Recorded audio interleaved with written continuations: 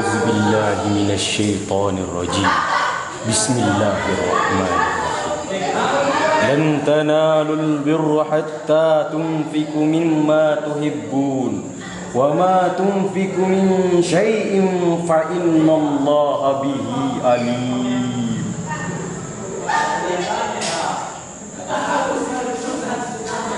Kamu tidak akan memperoleh kebajikan sebelum kamu menginfakkan sebagian harta yang kamu cintai, dan apapun yang kamu infakkan tentang hal itu, sungguh Allah Maha mengetahui.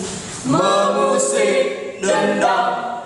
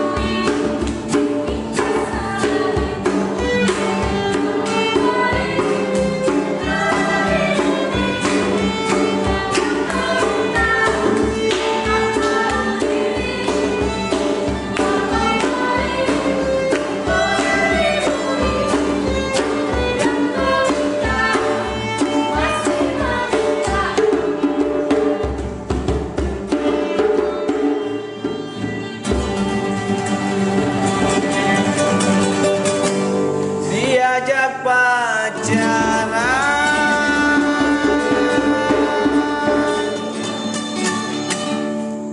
kau minta nikah.